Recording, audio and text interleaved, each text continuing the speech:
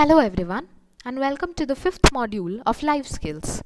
So far, we have studied several important life skills that are necessary for an engineer or any working professional, including self-awareness, stress management, emotions, values, creativity, problem solving, and group dynamics. In this module, we'll be discussing about yet another important aspect, that is leadership. So before moving on to the main concepts, let us take a look at the topics that we are going to discuss in this video. We'll first try and define what is leadership and its importance. Then we'll move on to leadership framework and traits. And finally, we'll look into some types of leadership including transactional, transformational, entrepreneurial, turnaround, moral, and VUCA leadership. Mother Teresa had once said that, "I alone cannot change the world, but I can cast the stone across the water to create many ripples."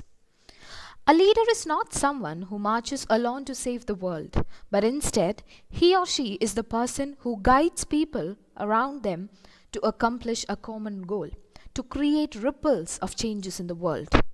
Leadership is a very important process that requires a lot of strategic coordination, knowledge, vision, as well as the ability to balance and manage issues, interests, and crises.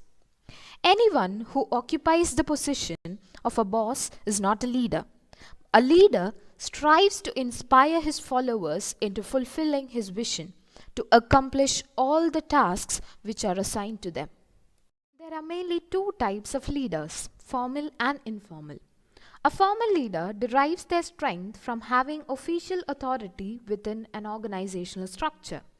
This authority provides them with power that they use to accomplish goals on behalf of the organization.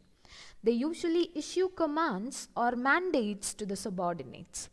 Typically, a formal leader is a public-facing element of an organization. They provide a level of vision and direction, including detailed actions and the grander vision for those who work with them. An informal leader, on the other hand, may not have an official authority in the organization. They often create influence by connecting with others and building relationships. Typically, informal leaders are the ones in your organization that you would go to with the questions or concerns because of their vast knowledge and accomplished experience. These leaders aren't always public with their contributions either, but their impact translates throughout the entire organization. Now, we'll move on to leadership framework. The leadership framework is a set of principles defining what managers must know and must do. It incorporates practices essential for managers at all levels, from frontline managers to middle management and executives. It addresses leadership in a holistic manner at the individual, team, and organizational levels. Within any leadership frameworks, there are three main important elements: the leader, the follower, and the situation. When we analyze any leadership framework, each of these three factors or elements has an important role to play. The first element, the leader, is technically the head or the person who is in charge of the assigned task. It is his or her responsibility to make sure that the process goes on smoothly. In effective leadership, the traits of the leader, his expertise, and his societal or organizational positions are of key importance. The extent of their expertise, the power they wield, and their personality traits influence the leadership process to a great extent and thereby contribute to the effective completion of the assigned task. The second factor or element is the followers. The followers are the group of people who are bound together to complete the given task. The success of the process also includes the rapport between the members of the group. The shared values and norms directly influence how well they perform as a group and how they respond to the leader. The third element in a leadership framework is the situation. The situation is the nature of the task to be accomplished. The level of stress and stakes involved, as well as the general environment, make each situation unique. How well the leader and the followers respond and act depends on these markers present in each situation. Good leadership is crucial to the success of the organization. Of course, a capable and effective leader must possess the right qualities. Certain traits are especially common among skilled leaders. Cultivating and developing these traits is a crucial part of becoming a strong leader. Let us now discuss some of the principal traits important to the leaders. The traits form the personality of a person.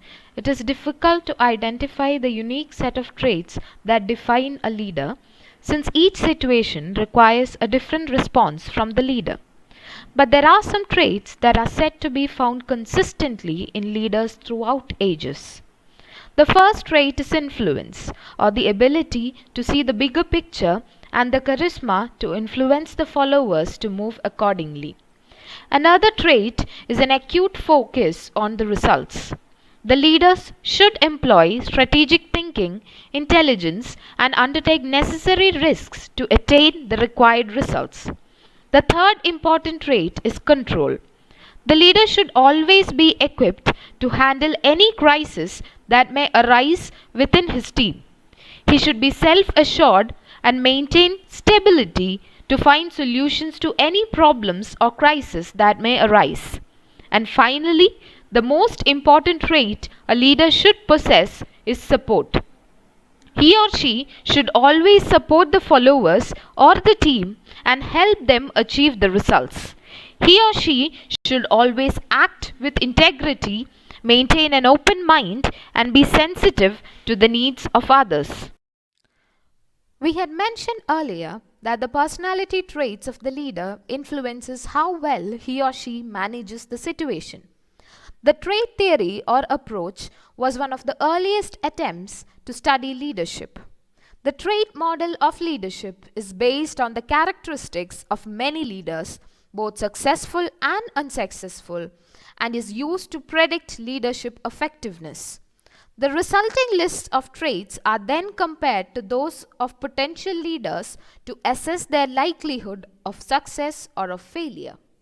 Scholars taking the trait approach attempted to identify psychological, demographic, personality, self confidence and aggressiveness, intellectual, task oriented, and social characteristics with leader emergence and leader effectiveness. Successful leaders have interests, abilities, and personality traits that are different from those of the less effective leaders. Through many types of research conducted in the last 3 decades of the 20th century, a set of core traits of successful leaders have been identified. These traits cannot solely determine whether a person will be a successful leader or not, but they are essentially seen as preconditions that endow people with leadership potential. Now, we shall look at the different types of leadership. The first type is the transactional leadership. Transactional leadership involves motivating and directing followers primarily through appealing to their own self interest. The power of transactional leaders comes from their formal authority and responsibility in the organization. The main goal of the follower is to obey the instructions of the leader. The style can also be mentioned as a telling style. The leader believes in motivating through a system of rewards and punishment. If a subordinate does what is desired, a reward will follow. And if he does not go as per the wishes of the leader, a punishment will follow. Here, the exchange between leader and follower takes place to achieve routine performance goals. Organizational leadership, on the other hand, goes beyond normal leadership, and as the name implies, it results in a complete rejuvenation of the company and a transformation of its place in the corporate world. Moreover, these figures succeeded in not only driving their companies to greater heights, but also ensured that they were trailblazing and path breaking in their endeavors. The next type of leadership is the entrepreneurial leadership. Entrepreneurial leadership involves organizing and motivating a group of people to achieve a common objective through innovation, risk optimization, taking advantage of opportunities, and managing the dynamic organizational environment. The important characteristics of this type include communication skills, vision, involvement, honesty, perseverance, etc. Now, we'll discuss what a moral leadership is. In this type, the leader aims to serve his followers and instill in them a deep sense of ethics, morals, and ideals. Thus, instead of showcasing their skills, they try to develop the skills and traits of their followers. Another leadership type is the turnaround leadership. When the survival of the organization is at stake, a turnaround or a fast dramatic change is required for improving the performance. Leaders or executives who are assigned with this task are referred to as turnaround leaders. There are mainly two types of turnaround leadership. The first occurs to salvage a firm from crisis or to avoid an impending crisis. The second involves staying back for some time for the root cause analysis. The last type of leadership we are going to discuss in this video is the VUCA leadership. VUCA or VUCA is the acronym for volatility, uncertainty, complexity, and ambiguity. The term was coined by the US Army in the aftermath of the Cold War to describe the situation. The VUCA is an unpredictable world where all strategies become useless. Everything is volatile. They change continuously without prior notice. Anything can happen at any time. There is a lack of predictability and certainty. Everything is complex. Simple cause and effect is replaced by a chain of forces and events. And finally, everything is ambiguous. There is a complete lack of clarity. A leader, therefore, must always be prepared, should be resourceful, adaptable, and an agile learner to survive the VUCA world. We have reached the end of part 1 of module 5. We will continue with the module in the next video. Thank you for listening.